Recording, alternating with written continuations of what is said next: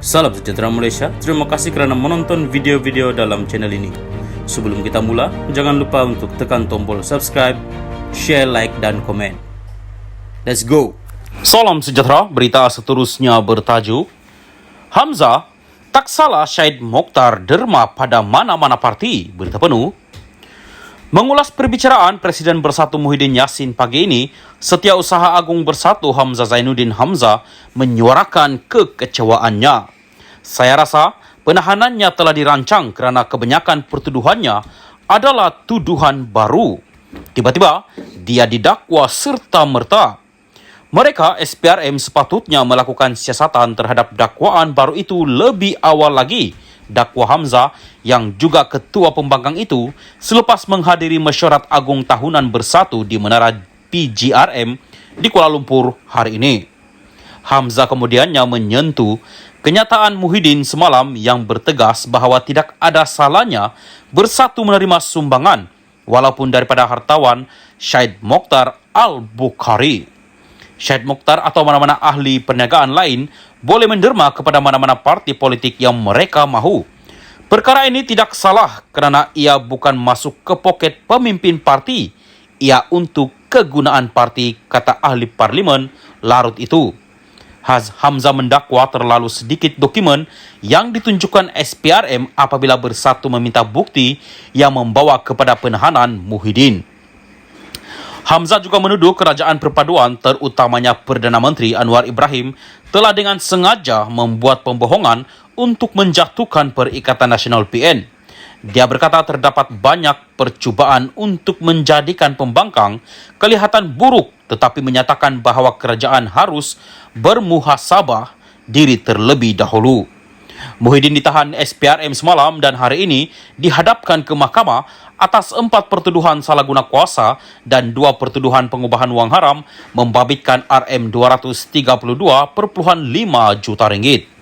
4 pertuduhan salah guna kuasa dirangka di bawah Seksyen 23-1 Akta SPRM 2009 menuduh Muhyiddin menggunakan kedudukannya sebagai Perdana Menteri dan Presiden Bersatu ketika itu untuk dorongan RM232.5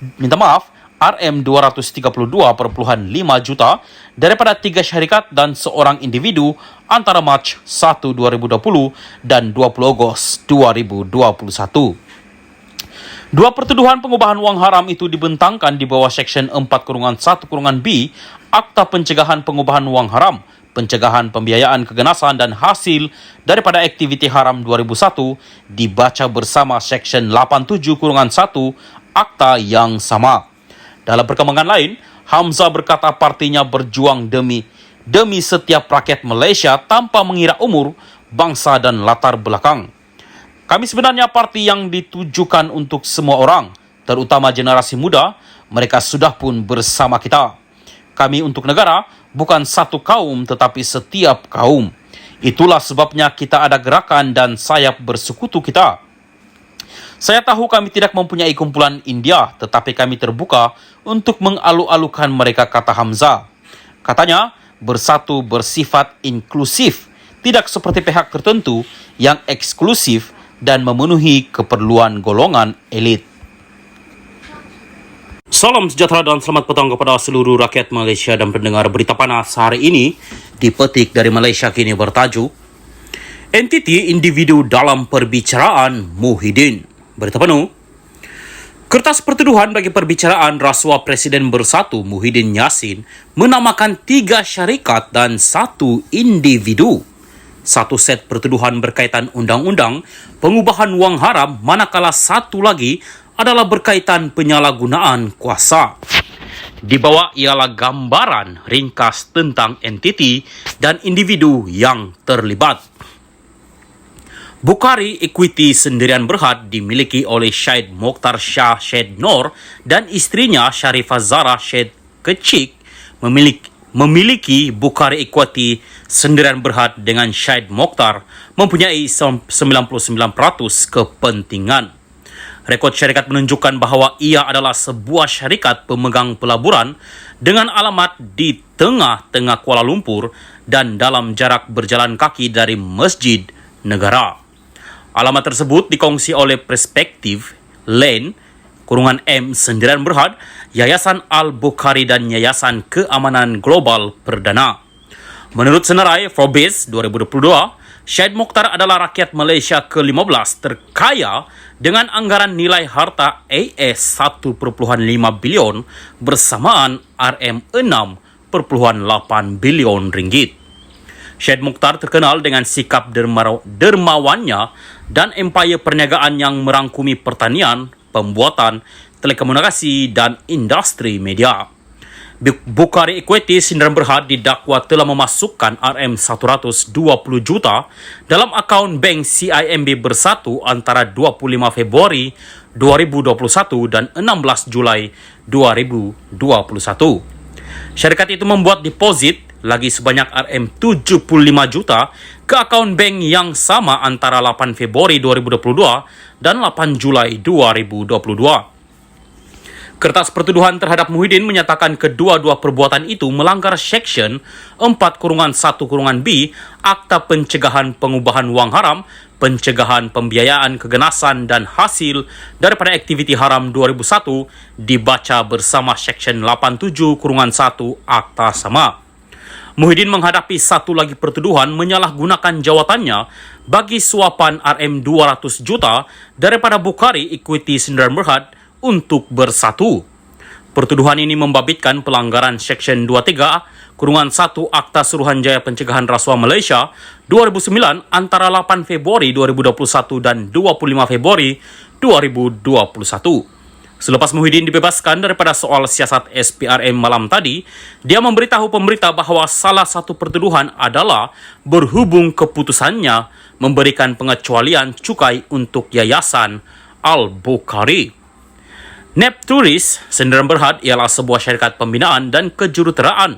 Meskipun rekod Suruhanjaya Syarikat menyenaraikan syarikat itu sebagai kontraktor untuk berkhidmatan penyelenggaraan. Pemilikan sama rata antara Aliza Abdul Malik dan Rizman Akum Khan. Pada tahun keuangan 2021, syarikat itu mempunyai pendapatan RM13 juta dan memperoleh keuntungan RM1 juta ringgit.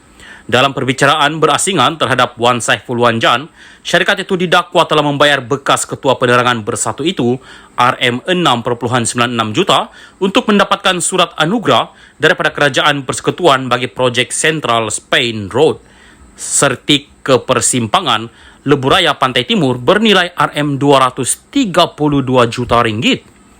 Ini adalah sebahagian daripada projek Central Spain Road yang akan menjangkau dari Kuala Krai, Kelantan ke Bentong, Pahang. Nepturis Sdn Berhad turut disebut dalam kertas pertuduhan terhadap timbalan Ketua Bersatu Segambut, Adam Radlan Adam Muhammad, yang didakwa meminta rasuah RM2 juta dan menerima rasuah RM4.1 juta daripada seorang individu bernama Lian Tian Chuan untuk membantu syarikat itu memenangi kontrak projek bernilai RM141 juta ringgit. Mengikut kertas pertuduhan Muhyiddin, dia didakwa menyalahgunakan kedudukannya sebanyak RM1 juta sebagai suapan daripada Nepturis Sdn Berhad antara 1 Mac 2020 dan 20 Ogos 2021. Memforce Sdn Berhad, sebelum ini dikenali sebagai Memforce Construction Sdn Berhad, merupakan syarikat yang terlibat dalam pembinaan, penyewaan jentera, penyewaan premis dan survei CCTV. Pemilikan syarikat dibahagikan antara Syahrini Kasim 60%, diikuti Syah Radzi Samsudin 39% dan Faiza Kasim 1%. Menurut rekod Jabatan Kerja Raya, Mem4 di bawah nama lamanya telah dikontrak oleh kerajaan untuk membina bangunan sekolah seawal tahun 2008. Syarikat itu telah diperbadankan pada tahun 1996.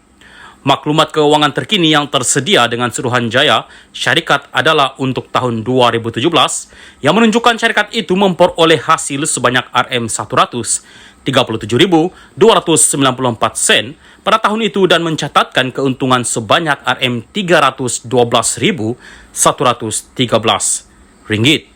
Mengikut kertas pertuduhan, Muhyiddin telah menyalahgunakan jawatannya untuk dorongan RM19.5 juta daripada Mem4 Sdn Berhad antara 1 Mac 2020 dan 20 Ogos 2021 untuk manfaat Bersatu. Azman Yusof, 51, lebih dikenali sebagai Ketua Persatuan Kontraktor Bumi Putra Malaysia. Dia juga merupakan ahli Lembaga Pembangunan Industri Pembinaan CIDV, sebuah badan berkanun sejak 2019. Kertas pertuduhan menyatakan bahawa Muhyiddin telah menyalahgunakan jawatannya untuk dorongan RM12 juta daripada Azman untuk faedah bersatu antara 1 Mac 2020 dan 20 Ogos 2021.